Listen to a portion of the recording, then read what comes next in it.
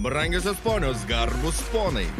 Coachingo podcastas. Sukurtas siekiant padėti entuziastingoms ir drąsioms asmenybėms atrasti ir geriau pažinti coachingą bei jo kuriamą vertę. Pasiginkysiu dirbtinį intelektą ir jis mokysis kartu su manimi. Faktas, pasirodo, kad tai faktas. Tik pradėjau daugiau kalbėtis ir domėtis dirbtiniu intelektu, persekioja net reklamos apie būtent jį. Sėkmingas yra ir efektyvus. Efektyvumas bus didesnis su dirbtiniu intelektu. Sveiki gyvi.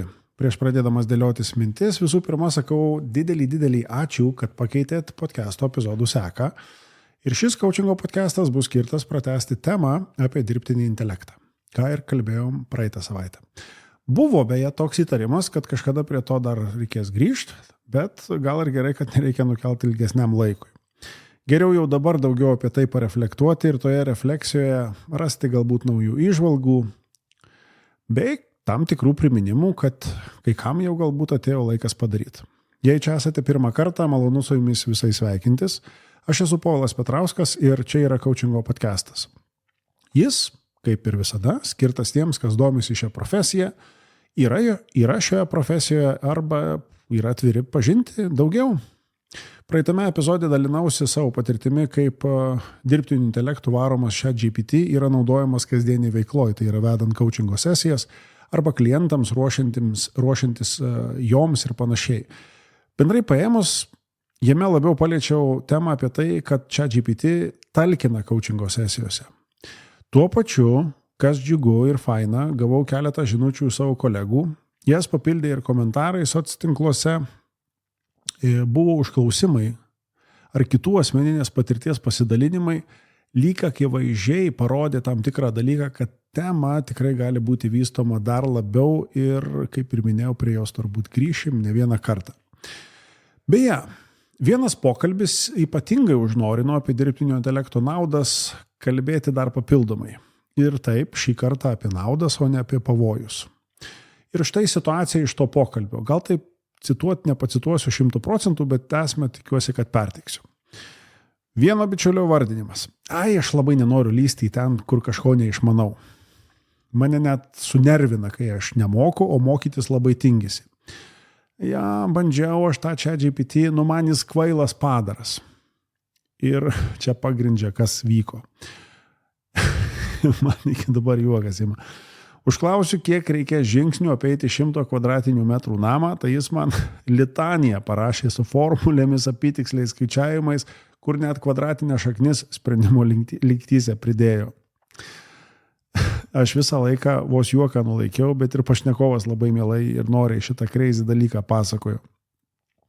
Realiai, jeigu net paimt taip viską labai daug, tai būtų paprasčiau tiesiog apeiti aplink tą namą ir suskaičiuoti žingsnius. Tai turbūt tai taip ir yra tiesa, kas realiai, iš principo galima pasakyti ir tą, kad ne taip su juo dirbama ir tada atrodo, kad jis nesąmonės rašinėja. Jis tiesiog atrašo tai, kaip klausi. Dar mes ten pasikalbėjom apie tai, atsisveikinau ir mintyse galvojau, kad ne viengi tam pasikalbėjimų ChatGPT reikia, iš principo. Ir tada lyg vis tas minimas dirbtinis intelektas ir toliau įrodinėtų tai, kam jis yra sukurtas. Ne tik mintys, bet ir kvietimas labiau nerti į dirbtinio intelekto pasaulį, sukiosi aplink, kad galvoju, gal papildomai reikėtų ne tik pareflektuoti savo, bet dar papildomai pasidalinti, kasgi ten kalba apie tuos visus efektyvumus, nes būtent tai per dirbtinį intelektą mes ir galim pasiekti. Būti labiau efektyvūs.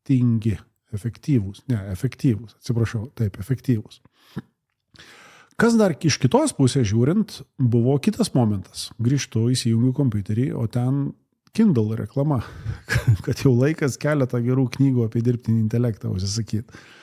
Ką peržiūrėjau, tai buvo The Age of AI, AI 2041, The Visions for the Future. Taip, stop, Petrauskas, gal palauk, dar užsakymo nesėmiau daryti. Ir taip yra čia tų reikalų, vos spėk tik tai. Gerai, kad dirbtinis intelektas net nepastebimas daro tos dalykus, kurie lengvina gyvenimą. Ir čia būtent tai, ką turim, bei nepastebim, kad tai yra. Nežinot, kaip tam pasakojame, kur plaukio du žuveliokai ežere ir susitinka kitą, vyresnę žuvį. Toji, kaip vanduo vyručiai, o tie du žuveliokai susižvalgo pasimetę ir klausia vienas kitų, koks vanduo. Na, turbūt pagaunam esmę, kad kartais mes nepastebim dalykų, kurie yra akivaizdus, yra po nosimi. Mes jau net nepastebim, kuomet kai kurie dalykai yra tokie įprasti, kad net nesukam galvos, kad jie yra. Kokie ir kur? Realiai visur, kur vyksta procesas, kurį galima automatizuoti ir suprogramuoti. Kaip pavyzdys, rašai laišką ar tekstą Word'e ar Pages, naujoje eilutėje pirmas žodis bus didžiosios raidės. Arba reikės nusistatyti kitaip, kad nebūtų. Žiūri, tarkim, Netflix filmą, lieki sužavėtas juo, pažymi liuksą arba 2 liuksus, supras, kad patiko ir paskui, kabutėse, visai netyčia, tarp rekomenduojamų atsiranda kažkas panašaus ir tada sušunki, wow, dar vienas geras filmas, taip visai netikėtai po ranka pasitaikė. Arba važiuoji iš vieno taško į kitą ir naudojasi Google Maps ar Waze'u, ten parodys, kuris kelias yra mažiausiai apkrautas, bent jau pastaruoju metu tai buvo. Jau nekalbant apie autotaisimą, žinotas autocorrection, kai būna, kai rašai žodį ir tau jau siūloma, koks turėtų būti, kaip turėtų jis pasibaigti, kad tiesiog, kad galėtum greičiau sutaipinti. Nelietuviškai čia pasakiau, atrodo jo. Visur čia yra naudojama technologija, kuri, kabutėse, mąsto už mus. Gerai, tai blogai, galim pasvarstyti išsamiau. Iš kitos pusės, tik ar mes susimastom, kad ją galima ir reikalinga išnaudoti daug tinkamiau, labiau nukreipiant tikslų pasiekimui.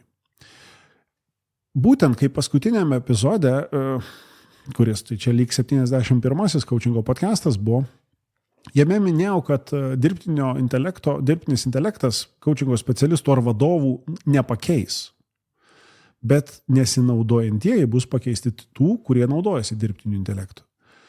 Tai šiame epizode šią mintį jaučiu pareigą praplėtoti šiek tiek išsamiau.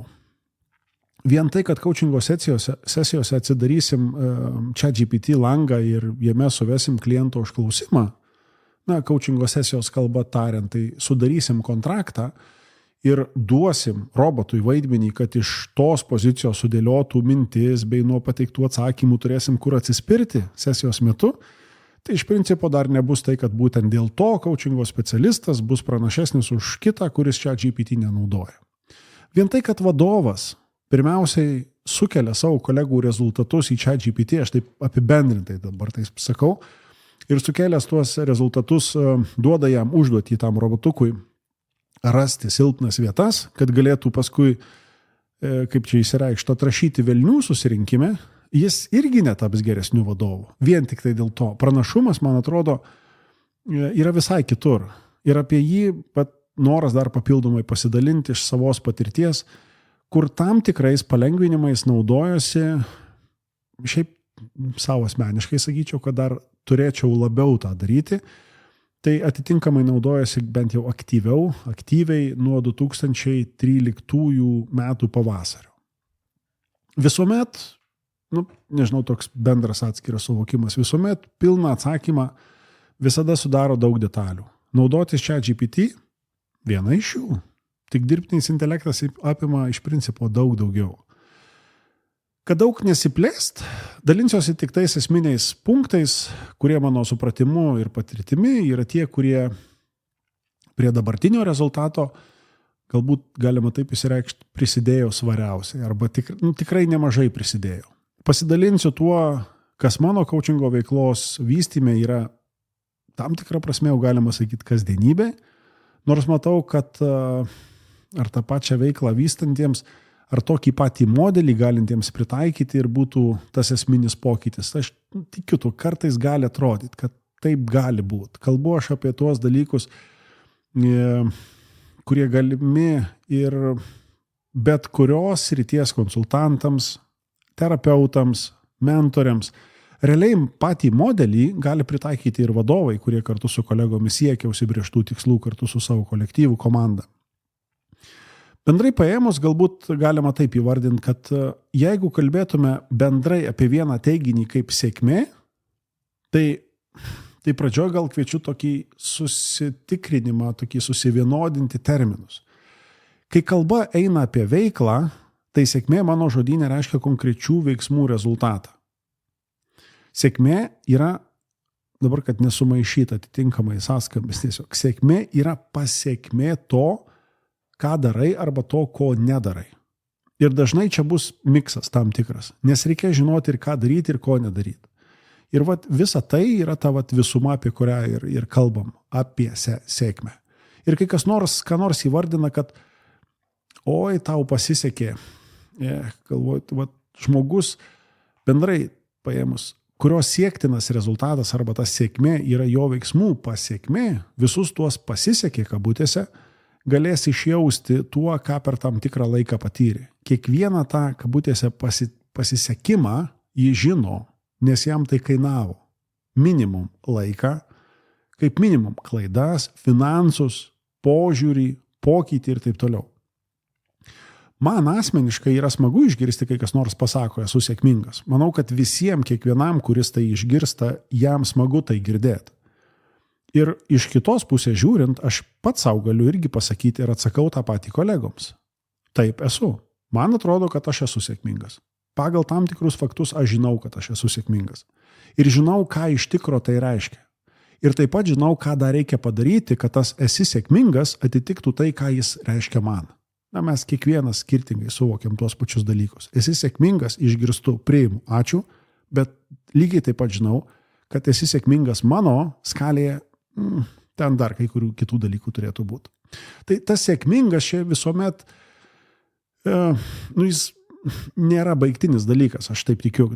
Tai yra procesas ir tam tikrą prasme aš net nežinau, ar jis gali būti toks baigtinis, ar jis gali pasibaigti. Šiaip norėčiau, kad jis procesų ir liktų visada. Visą laiką kažkas tai vyktų. Esi sėkmingas yra tas matomas rezultatas ir kai kas tai matuoja skaičiais. Pavyzdžiui, kartai, kai esi matomas socmedijoje, kitų žmonių pasidalinimai savo soctinkluose, kai pažymimas tavo vardas. Arba to paties vardo paieškų skaičius Google, sekėjų skaičius soctinkluose ir galima vardinti daugiau ir daugiau. Kai seniai matytas kolega ar kolegė pasako, kad esu matomas, tai dabar man atsakymas tik vienas. Ir čia yra, man atrodo, esmė. Atsakymas tai yra tas, kad sistema veikia. Sistema, kuri parodo mane ir ar mano veiklą automatiškai be mano paties pastovaus veikimo. Aš kalbu apie automatizuotus procesus, kurie irgi lygiai taip pat yra tai, kas telpa po dirbtinis intelektas pavadinimu. Tad jeigu esu matomas, esu sėkmingas, dėl to, kad matomas ar kažkas tai panašaus, vadinasi, sistema veikia. Dirbtinio intelekto sistema veikia. Ir tai nėra vien tik tai ChatGPT reikalai. Tai imkim pavyzdį iš praktikos. Sakyčiau, kad tai net gal tokių galima įvardinti kaip tokia atskira tam tikra seka, kai kur galbūt net užvadinta gali būti 3, 5, 7 būdai, kaip padaryti eiles tavo paslaugoms. Na, čia taip šaržuoju kabutėse. Tai seka.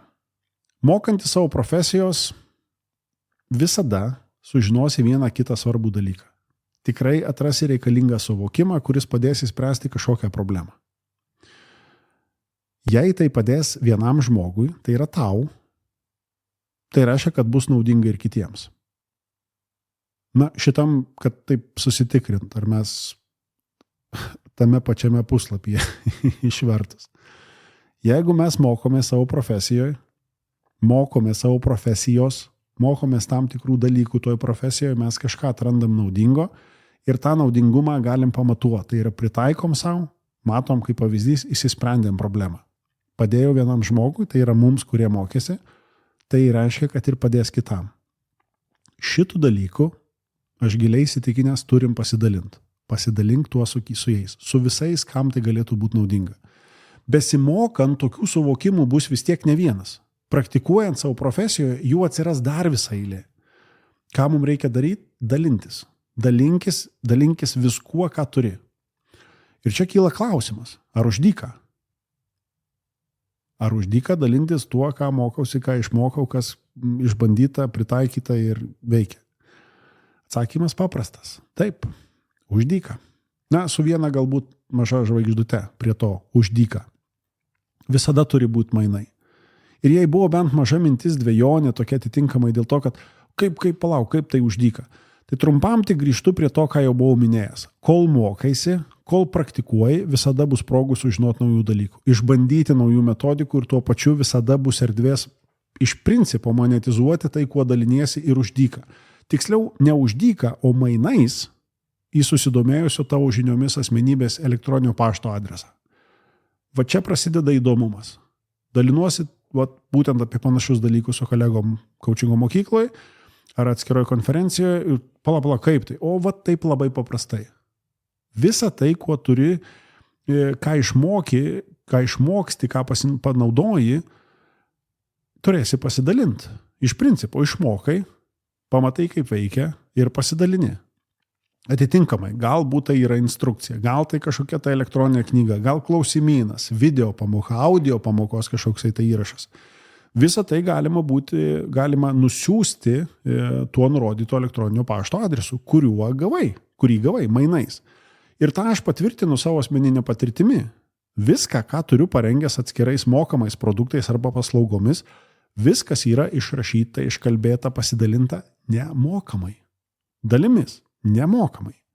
Net ir ši trumpa info yra dalis mokamo kurso, kuriame žingsnis po žingsnio dalinuosi veikiančią tą sistemą, kuri per mano situacijoje, kada tai buvo daroma, per 9 dienas, kabutėse, pritraukia, sukuria naują klientą. Programa taip ir vadinasi, 9 dienos iki naujo kliento. Ji sukurta prieš pandemiją, tai čia atitinkamai dar atmetus kiek laiko. Ir pastarąją žiemą buvo kilusi mintis, kad galbūt reikia atnaujinti tą kursą, nes vis tiek jau laiko praėjo. Aš pats papildomai mokiausi pas kitus, testavau jų patirtį ir supratau vieną paprastą dalyką. Nieko toj programoje nereikia atnaujinti. Visi esminiai principai yra tie patys. Tai kurso nuorodą, kam įdomu, paliksiu šio epizodo aprašyme. Ir vieną, ką galvoju daryti, tokia mintis buvo kilusi. Čia dabar taip, nežinau, gal kaip žalia mintis dabar dar bus. Sukurti atitinkamai bendruomenę kartu tokių besimokančių, kurie turi tuos panašius tikslus, siekdami padėti didesniam skaičiui asmenybių, kurie ieško tų atsakymų į savo svarbius klausimus. Tai kaip ir minėjau, ši mintis dar tokia visai žalia, pradedu tik garsiai apie tai kalbėti ir stebėsiu, gal koks atliepimas bus, koks tiksliai jisai bus atliepimas, dėl to poreikio iš kitų coachingo specialistų, konsultantų, mentorių, terapeutų, tiesiog atskirai bendruomenė, kuri bent metus laiko mokysi specialiame kurse kartu ir augins savo verslą, padėdami vis didesniam kiekiui klientų, kurie dar net nežino, kad pagalba jų sprendžiamoms problemoms yra visai čia pat. O tie ir coachingo specialistai, mentoriai, konsultantai, terapeutai apie tai dar galbūt nešneka viešai. Tai jeigu jūs iki čia dar klausėte ir surezonavo, ką išgirdote šio epizodo aprašyme, paliksiu gal atskirai bus gausis kaip nuoroda, ten bus ir daugiau informacijos apie tai, kas planuojama. Grįžtam į podcastą. Visus, ką buvau kalbėjęs, visus mano online kursus, realiai galima susirinkti nemokamai, tą buvau minėjęs, nes dalimis jie yra išdalinti visur, kur tik turiu progą ar galimybę kalbėti, pristatyti kažką, arba ten vyksta panelinė diskusija ar dar kažkas tai panašaus. Ir tai yra sistema, kurią naudojasi visi, ką žinau, kaip sėkminga veikiantį savo veikloje. Visų jų tas pats braižas. Jie turi prieigą prie elektroninių pašto adresų, kurių savininkai davė tą sutikimą į juos atsiųsti informaciją. E-mailai. Kam e-mailai, aš turiu savo sekėjų soc tinkluose, buvo toks klausimas kartą. Ogi tam, kad nešokinėtų pulsas, kai kelioms valandoms Facebookas susilenkė. Gal pamenat, čia visai neseniai buvo toks nutikimas. Tie, kurie turi prieigą prie e-mailų, o ne prie taip įsivaizduojamų savo sekėjų, kurie yra prikabinti prie kitų turto, o tas paslauga pumti ir užsilenkė, šakės, reklama neveikia, žinutės parašyti negaliu, atsakyti negaliu, ar dar kažką tai panašaus. Tau ir šokinėjantis pulsas. Na gerai, judam toliau. Tai ką toliau dabar su tuo daryti, kuomet jau mainai kažkokie tai vyksta? Tai štai, jūs jau turit pirmą elektroninį pašto adresą. Paskui turit jau galbūt ir 2, 5, 3, 10, 100 į 1000 ir taip toliau. Savininkai domisi jūsų paslaugomis arba produktų ir mainais davė būtent tą savo elektroninį paštą.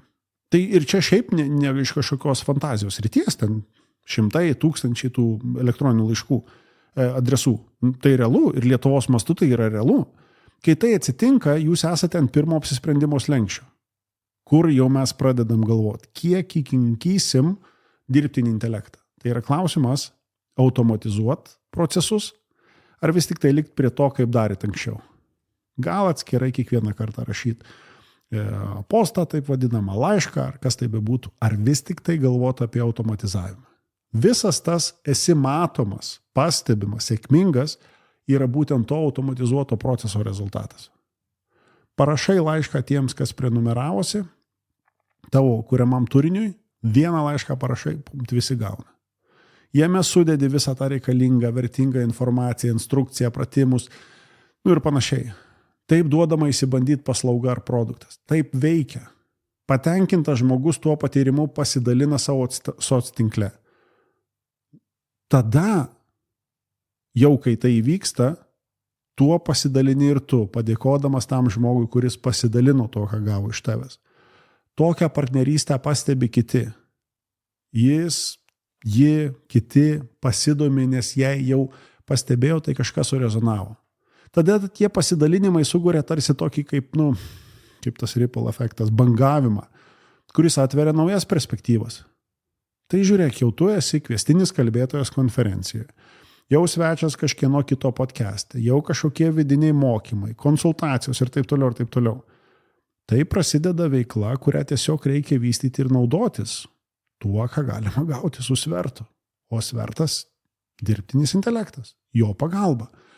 Aš kai prisimenu savo pradžią, jinai buvo labai labai paprasta.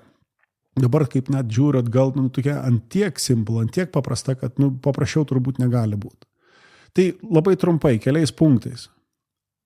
Pradžia buvo nuo to, kad buvo nuspręsta, vidinis sprendimas, nusiteikimas, kokią informaciją dalinsiuosi. Ir tada sprendimas buvo, kad tai bus įžvalgos tam tikromis temomis, kurios atsirado, jeigu taip galima įsireikšti, iš dažniausių temų, kurios buvo mano coachingo sesijose. Mano pirmas produktas, nuo kurio viskas prasidėjo, tai buvo elektroniniai laiškai kas savaitę pavadinimu 12 savaičių įkvėpimo. Buvau susiplanavęs 12 temų, 12 savaičių turėjau turinio, viskas.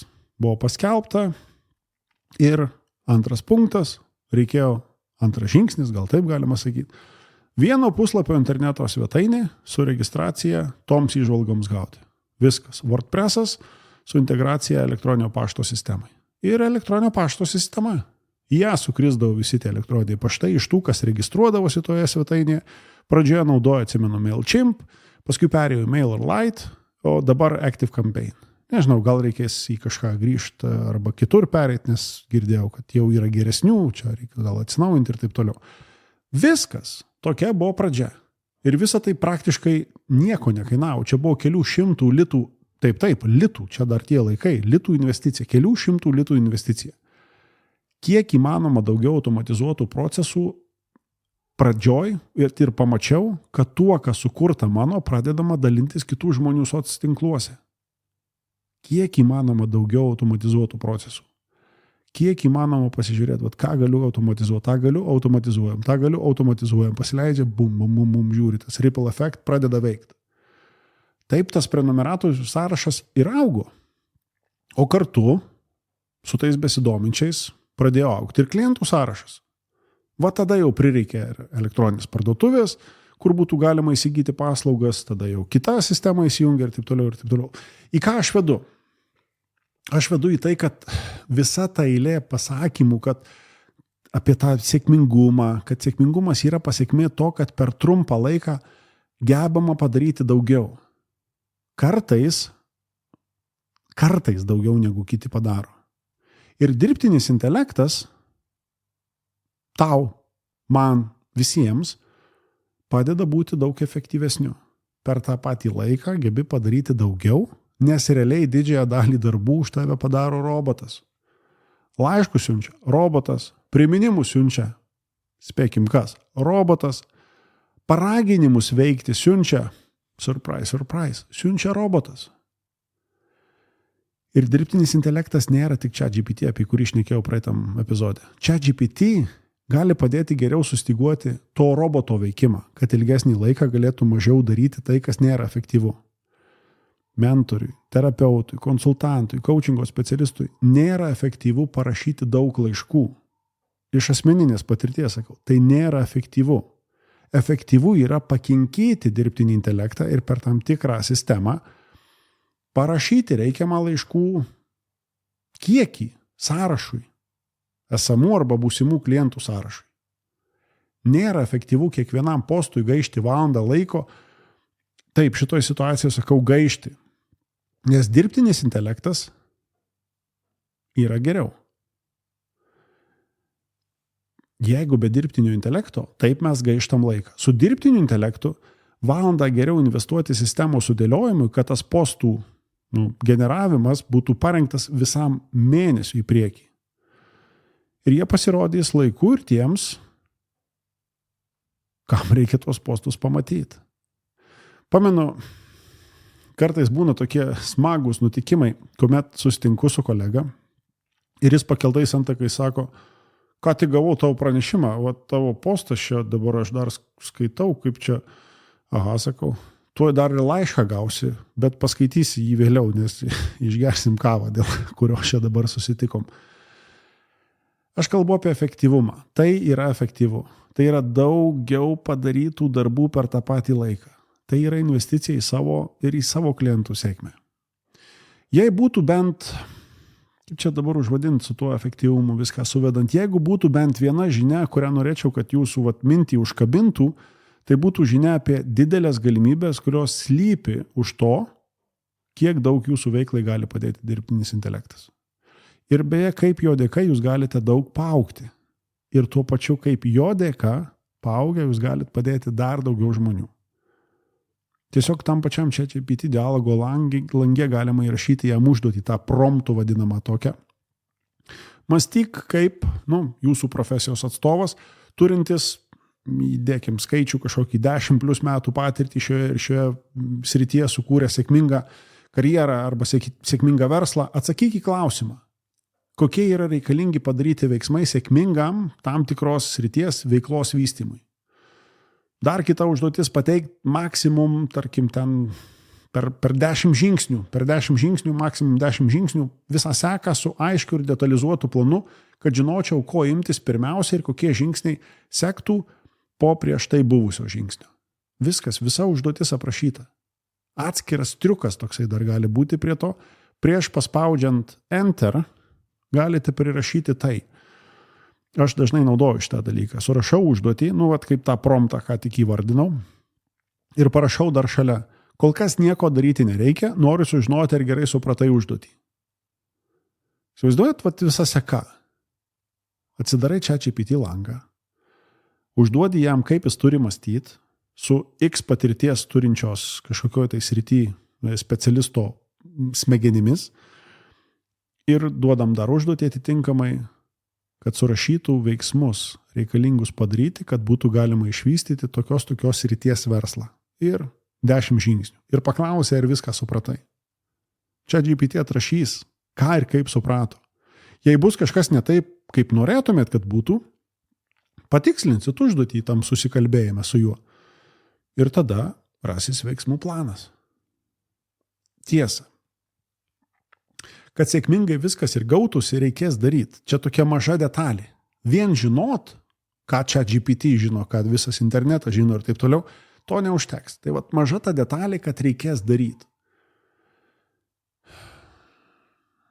Ir to darimo gali būti nei daug, nei mažai. Atitinkamai tai užtrunka kiekvienam skirtingai. Jeigu turim laiko tik tai po darbo ir šitą veiklą, kokią be užsiimtų, turim kaip side hustle kažkokį, tai papildomą veiklą. Jeigu mes norim tą savo turimą darbą dar labiau pagyvinti, paefektyvinti, priklausomai, kada mes turėsim laiko tai kurti. Aš pamenu, kad aš visus dalykus, kuriuos kūriau, aš kūriau po darbų. Per laisvas dienas. Pasiėmęs netgi atostogų, neapmokamų atostogų, kad galėčiau ramiai būti, ten darbe, čia kuriu. Paskui tas persilaužimas įvyko po tam tikro laiko, kai pamačiau, kad tikrai viskas gaunasi. Ir į tą testavimą aš kviečiu tai daryti, nes dabar dar paprasčiau yra. Tada 2010, paskui 2013, kada jau ten visas lūžis įvyko, tada nebuvo daug tų resursų, kiek dabar yra. Dabar yra daug paprasčiau. Bet kaip ir sakau, kad ir koks ChatGPT būtų protingas, kad ir kiek daug dalykų būtų galima automatizuoti, sėkmė ateis darant tai, ką reikia daryti. Viskas gaunasi, kai darai. Vien žinot neužtenka. Žiūriu į laikrodį ir galvoju, kad jau užsikalbėjau. Bet gal nelabai išilgo visas šitas reikalas. Gal neprailgo. Daug čia tos informacijos galbūt gaunasi. Bet kaip ir minėjau ankstesnėme epizode, dirbtinis intelektas yra ta nauja realybė. Turim prisitaikyti ir kelti savo kompetencijos lygius į kitą lygį, kitą laiptelį. Manau, kad tikrai tam jau atėjo laikas ir turim nuostabės galimybės, kuriamis kviečiu pasinaudoti. Tai tikrai daug paprasčiau neatrodo iš pirmo žvilgsnio. Reikia pabandyti, paskui sunku sustoti. Ir čia geri dalykai yra.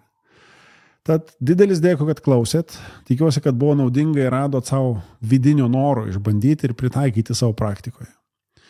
Man labai smalsu sužinoti, kaip sekėsi arba kaip sekasi. Kokias kliūtis pastebėjote eigoje, su kokiom susidurėt. Tad nesididžiuokit, parašykit mums į podcastą. Tuo tarpu Coachingo podcastas lauks jūsų dėmesio ir kitame epizode. Jei dar neprenumeruojate šio podcasto per tą platformą, kurio klausote, labai prašau tai padaryti, kad mums būtų lengviau kurti Coaching LT kartu su jumis. Mes tuo pačiu kiekvieną savaitę sekame, analizuojame, kas jums įdomu. Ir jums svarbių temų planuosime daugiau. Dėl to mums labai svarbus palaikymas iš jūsų pusės. Tad padarykime tokius mainus. Jūs pasidalinat šio ar bet kurio kito jums vertingo podcasto epizodu, savo soctinkle įvardina tai, ką jame radot naudingo, išgirdot naudingo savo, ką norit išbandyti ir panašiai. Ir galbūt kažkas kitas susikabins. Mums bus didelė paskata kurti toliau. Tad iš anksto ačiū Jums už tai. Jei tuo pačiu turite klausimų, idėjų, pasiūlymų ateities temoms, parašykite mums į podcast@coaching.lt. Palaikykime ryšį soctinkluose bei stabtelkime pasilabinti gyvose renginiuose. Mes apie savuosius rašome puslapyje www.coaching.lt. Ačiū dar kartą ir iki kito karto. Ate. Coachingo podcastas. Dėkojame už dėmesį.